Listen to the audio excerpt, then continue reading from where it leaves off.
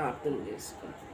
పరిశుద్ధుడా విమోచకుడాన్ని పరిశుద్ధులను బట్టి వందనాలు చెల్లించుకుంటున్నాను తండ్రి. ప్రభా రసరంతో కలవరంలో ఆనందం దూరపరచడం మదపరిచినాను కన్నా నీ వాక్యమైన వెలుగులో నడుచుటకు మమ్మల్ని బలపరిచిన కన్నా నీ స్వరం వినిపించండి, సన్నిధి ఉంచండి. మమ్మల్ని కృపలో భద్రపరుచుకున్నాను కొందనాలు ఆయన నీ వాక్యమైన వెలుగులో నడుచుటకు నీ కృప దయచేస్తున్నాను. నీ స్వరం సన్నిధి ఉంచండి. ఇలా ప్రభావం పొందని వేసినాను స్తుతించి ప్రార్థించి వేడుకుంటున్నాను తండ్రి. ఆది కాండము 28వ అధ్యాయం. ఇస్సాకు యాకోబును పిలిపించి, నీవు కనాను కుమార్తెలలో ఎవరిను వివాహం చేసుకొనకూడదు. నీవు లేచి పద్మనారంలో ఉన్న నీ తల్లికి తండ్రి అయిన బెతూయేలు ఇంటికి వెళ్ళి అక్కడ నీ తల్లి సహోదరుడు లాబాను కుమార్తెలలో ఒకదానిని వివాహం చేసుకొనుమని అతనికి ఆజ్ఞాపించి.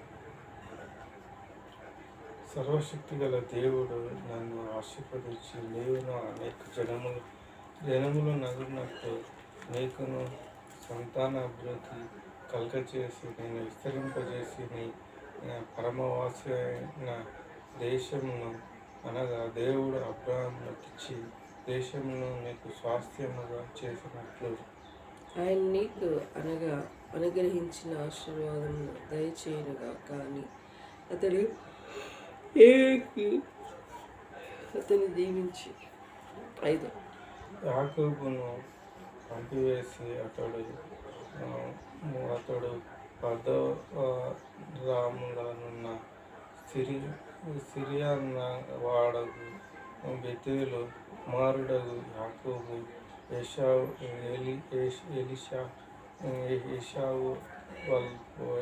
తల్లి రిబ్కా సహోదరుడునైన యాకోబు ఏశావుల తల్లి రిబ్కా సహోదరుడు అయిన లాబాను వద్ద వెళ్ళెను. ఇస్సాకు యాకోబు దీవించి పద్మనారంలో పెళ్లి చేసుకొని వచ్చుటకే అతనిని ఎక్కడికి పంపిన. నీవు అతన్ని దీవించినప్పుడు నీవు కనాను దేశపు కుమార్తెలలో ఎవరిని పెళ్లి చేసుకొనవద్దని అతనికి ఆజ్ఞాపించాను. యాకోబు తన తల్లిదండ్రుల మాట విని అనుకును వెళ్ళిపోయినను ఏశావు తెలుసుకున్నప్పుడు, ఇదిగాక కానాను కుమార్తెలు తన తండ్రి అయిన ఇస్సాకును ఇష్టరాండ్లు కారని ఏశావును తెలిసినప్పుడు ఏశావు ఇస్మాయేలు వద్దకు వెళ్ళి తనకున్న భార్యను కాక అబ్రహాము కుమారుడైన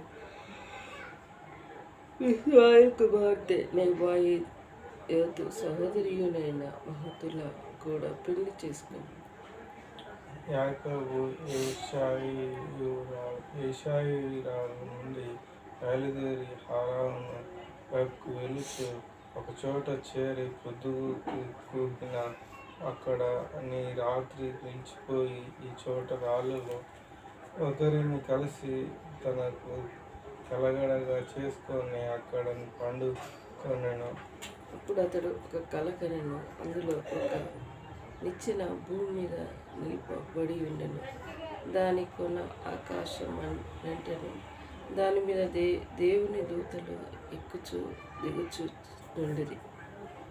మరియు యెహోవా దానికి పైగా నిలిచి, నేను నీ తండ్రి అయిన అబ్రహామును దేవుడైన ఇస్సాకు దేవుడైన యెహోవాను, నీవు పడుకుని ఉన్న ఈ భూమిని నీకు నీ సంతానమునకు ఇచ్చేదను. ఈ సంతానము భూమి మీద లెక్కకు ఇసుకరేణువుల వలెను. నీవు పడమటి తట్టును, తూర్పు తట్టును, ఉత్తరము తట్టును, దక్షిణము తట్టును వ్యాపించగలవు. భూమి యొక్క వంశములన్నింటినీ నీ మూలంగా నీ సంతానము మూలంగా ఆశీర్వదింపబడును. ఇదిగో నేను నీకు తోడయుండి నీవు వెళ్ళి ప్రతి స్థలమందు నిన్ను కాపాడుచు ఈ దేశమును నిన్ను మరలా రప్పించదను. నేను నీతో చెప్పినది నెరవేర్చే వరకు నిన్ను విడువనని చెప్పగా, యాకోబు నిద్ర తెలిసి నిశ్చయముగా యెహోవా ఈ స్థలము మందున్నాడు, అది నీకు తెలియకపోవుననుకొని భయపడి, ఈ స్థలము ఎంతో భయంకరము, ఇది దేవుని మందిరం గాను వేరొకటి కాదు. పరలోకపు గవిని ఇది అనుకొనెను. తెల్లవారినప్పుడు యాకోబు లేచి తాను తలగా చేసుకొని రాయిని తీసి దాని స్తంభములుగా నిలిచి దాని కొన మీద నూనె పోసాను. మరియు అతడు ఆ స్థలమునకు బేతేలు అని పేరు పెట్టిన. అయితే మొదట ఈ ఊరి పేరు లోజు. అప్పుడు యాకోబు, నేను తిరిగి నా తండ్రి ఇంటికి క్షేమంగా వచ్చినట్లు దేవుడు నాకు తోడయుండి నేడు వెలుచున్న ఈ మార్గములలో నన్ను కాపాడి తినుటకు ఆహారం, ధరించుటకు వస్త్రములు నీకును చేసిన ఎడల ఎక్కువ నాకు దేవుడై ఉండును. మరియు స్తంభములుగా నేను నిలిపిన ఈ రాయి దేవుని మందిరమును మరియు నీవు నాకు ఇచ్చే అవత్తులో 10వ వంతు నిశ్చయముగా నీకు చెల్లించదని మొక్కుకొనెను. దేవుడు మరి ఇస్సాకు విషయంలో గొప్ప మర్మము చేసుకొని వచ్చాడు. ఇస్సాకు మరి తన తల్లికి యాకోబు మరి కనానాను ఇస్సాకు యాకోబును పిలిపించి, నీవు కనాను కుమార్తెలో యువతను వివాహం చేసుకొనకూడదు. నువ్వు లేచి పద్దనారంలోనున్న నీ తల్లికి తండ్రి అయిన బెతూయేలు ఇంటికి వెళ్ళి అక్కడ నీ తల్లి సహోదరులకు లాబాను కుమార్తెలు ఒకదానిని వివాహం చేసుకుని అని అతనికి ఆజ్ఞాపించింది.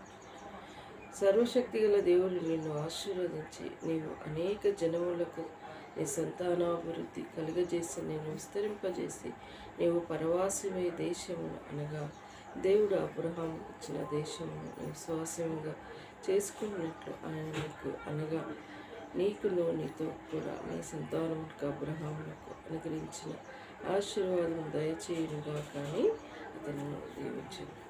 మరి ఇక్కడ ఇస్సాకు మరి ఈ దేశంలో ఎవరిని చేసుకోకూడదు, మరి నీ తల్లి మరి పద్దనారంలో నీ తల్లి తండ్రి అయిన బెతూయేలు ఇంటికి వెళ్ళి అక్కడ నీ తల్లి సహోదరు లాబాను కుమార్తెలు ఒకదాన్ని వివాహం చేసుకున్నామని అతనికి ఆజ్ఞాపించారు. వివాహ విషయంలో ఈ రోజులలో తొందరపాటు పడుతూ ఉంటారు. వివాహము అన్ని విషయంలో ఘనమైనదని దేవుని వాక్యంలో సెలవిస్తుంటారు. మరి ఆ ఘనమైన జీవితాన్ని ధరింప చేయాలంటే చాలా వేచి ఉండాలి, కనిపెట్టాలి. మరి అది నిశ్చితమానదని గ్రహించి దానిలో మనం ముందుకు సాగాలి. ఆత్మీయులైతే దేవుని మరి ఎరిగిన వారైతే మరి కనిపెట్టాలి. ఒక విశ్వాసిని చేసుకోవాలి కానీ అవిశ్వాసిని చేసుకోకూడదు. అంటే మరి దేవుని ఎరిగిన బిడ్డలు చేసుకోవాలి. దేవుని గ్రంథంలో చెప్పబడి ఉన్నది. ఈనాడు ఏం జరుగుతున్నది, లోకానుసారంగా వెళ్తూ ఉంటే ప్రేమ, అట్రాక్షన్, లవ్ ఇవన్నీ లవ్ చేసిన పెళ్లి చేసుకున్న ఆస్తి కోసం గొడవలు, ఎవరు స్థిరతగా ఉండలేని స్థితి, వివాహ బంధం నిలుపుకొని చివరిదాకా బ్రతికిన వాళ్ళు బహుకొద్దు మంది, మంచి జీవితాలు బ్రతికిన వారు బహుకొద్దు మంది. క్షణికాలంలో మరి తెలిసి తెలియని ఏజ్లో పెళ్లి చేసుకొని మరి గొడవలు వచ్చినప్పుడు విడిపోయి వాళ్ళు మళ్ళీ కలవకున్న కుటుంబాలు కూడా ఉన్నాయి. డైవర్స్. మరి ఈనాడు ఇలాంటివి జరుగుతూ ఉన్నాయి. కానీ ఇక్కడ దేవుని వాక్యంలో సెలవిచ్చిన రీతిగా యాకోబు కుమారుడి ఇస్సాకు మరి తన వివాహ విషయంలో మరి తన తల్లి వంశాల్లో వెళ్ళి ఒక కుమార్తెను మరి చేసుకోమని చెప్పబడి, మరి దేవుడు అది గొప్ప విషయం. ఇస్సాకు వివాహం చేయాలంటే అది మామూలుమైన విషయం కాదు. 29 ముందు వచ్చిన అధ్యాయాలు చూసుకుంటూ వెళ్తే ఆ స్త్రీ మరి ఇస్సాకుకి మరి ఆ దేశంలో పంపడానికి మరి ఒక సైనికుడిని పంపిస్తూ ఉంటారు. నువ్వు వెళ్ళు నాకు తీసుకురా వెళ్ళి చెప్పినప్పుడు వంటల మీద వెళ్తూ ఉంటావు. ఎన్ని వంటలు వాళ్ళకున్న వంటల మీద వెళ్ళి ఆ దేశంలోకి వెళ్ళి ఆగి అక్కడ ఉంటే ఒక బావి కాడ ఉంటుంది. ఆయన ఏమి ఒక షరతు పెట్టాడు, ఏమని, నేను ఈ బావి కాడికి వచ్చి ఉన్నాను కదా, ఏ స్త్రీ అయితే పెళ్ళి కాని స్త్రీ అయితే ఇక్కడికి వస్తుందో, నాకును నీళ్ళు నా ఒంటికి నీళ్ళు పోస్తుందో ఆమె నా యజమానికి భార్య అవుతుంది అని ఒక నిబంధన పెట్టుకొని తను వెళ్తూ ఉంటాడు. ఇసాకి మరి తన వివాహ విషయంలో అలా జరిగింది. దేవుని చిత్తం కనుగొనాలని దైవజనులు అనుకుంటూ ఉంటారు. దేవుని చిత్తం అంటే ఊగనే మామూలుగా విషయం కాదు. దేవుని చిత్తాన్ని నెరవేర్చరు జీవితాలు ఉంటాయి. ఏదైనా సమస్య రాగానే ఏదైనా కథం ఇష్టం వచ్చింది చేసి ముందుకెళ్తాం. అంటే దేవుని చిత్తం అంటే ఒక అది ముందుకు కొనసాగటానికి ఇష్టం. అది గొప్ప విషయం, దేవుని చిత్తం నెరవేర్చడం. దైవజనుడు భక్సింగ్ గారు వివాహం చేసుకోవడానికి సేవకుల వివాహం చేయడానికి కొన్ని దినాలు ప్రార్థన చేసి కనిపెట్టి ప్రార్థనలో దేవుడు వాక్యంతో సమాధానం ఇచ్చినప్పుడు అప్పుడు వారిద్దరిని జతపరిచి పెళ్లి చేసింది. అట్లా దేవుడు దైవజనుని గొప్పగా వాడుకున్నా ఉన్నాడు. వివాహం ఎవరికి ఇష్టం వచ్చినట్టు వారు చేసుకోవడానికి వీలు లేదు. మనం ప్రార్థన చేయాలి. పలానా సంబంధం వచ్చిందంటే ప్రార్థనలో కనిపెట్టాలి, సమాధానం ఉండాలి. అప్పుడు దేవుడు సమాధానం సంతోషం అనుగ్రహించబడినప్పుడు అన్నీ ఇది అలా పరచది. అప్పుడు ముందుకు కొనసాగిపో. దేవుని చిత్తంలో లేకుంటే అన్నీ ఆటంకాలు జరుగుతూ ఉంటాయి. అప్పుడు మనం గ్రహించాలి, ఇది దేవుని చిత్తం కాదు, అందుకే ఇన్ని ఆటంకాలు జరుగుతున్నాయని మనం గ్రహించాలి. అదే గొప్ప విషయం. దేవుడి మాటలు దీవించి ఆశ్రయించడానికి ప్రార్థించడం. పరిశుద్ధుడా, విమోచకుడానికి పరిశుద్ధమైన నామాన్ని బట్టి వందనాలు ప్రభా. నీ వాక్యము సెలవిచ్చిన రీతిగా యాకోబు ఇస్సాకుకి మరి వివాహం చేసే విషయంలో ప్రభా తల్లి వంశావళిలో కుమార్తెలలో ఒకదానిని చేసుకోవడానికి మరి నిర్ణయం చేయబడింది. దేగలనైనా మరి ఇస్సాకు విషయంలో వివాహం చేయటానికి ప్రభా నిజంగా ఎంతో తన యజమానునికి మరి వివాహం చేయటానికి ప్రభా మరి తను మరి ఆ దేశంలోకి వెళ్ళి మరి ఒంటిలకు తనకు నీళ్లు పూసిన వ్యక్తి నా యజమానుని భార్య అని అవుతుంది అని కొన్ని షరతులు పెట్టి అడిగినప్పుడు ప్రభా ఆ స్త్రీ చేసింది. ఒంటెల మీద తన ఇంటికి వెళ్ళి ప్రభా తన తల్లిదండ్రులతో మాట్లాడి మరి ఇస్సాకుకి మరి భార్యగా తీసుకొచ్చిన వ్యక్తి. అది గొప్ప విషయం ప్రభా. నీకు ఈ రోజులలో ప్రభా దేవుని చిత్తం కనుగొనకుండా ఇష్టానుసారంగా స్వహిష్టం నెరవేర్చుకున్న వారుగా ఉంటారు. లోకంతో స్నేహం, దేవునితో వైరమని మీరు ఎరగరా అన్నావు ప్రభా. లోకానుసారంగా బ్రతుకున్న వారు ఉన్నారు తండ్రి. జ్ఞాపకం చేసుకోండి, జ్ఞాపకం చేసుకోండి అయ్యా. ముఖ్యంగా రోడ్డు మీద వెళ్ళే సమస్య కోసం ప్రభా అది కావాలి అని కొట్లాడుతూ ఉన్నారు ప్రభా. మాకు ఇవ్వడానికి మనసు లేదు దేవా, అది సమాధానం లేదు.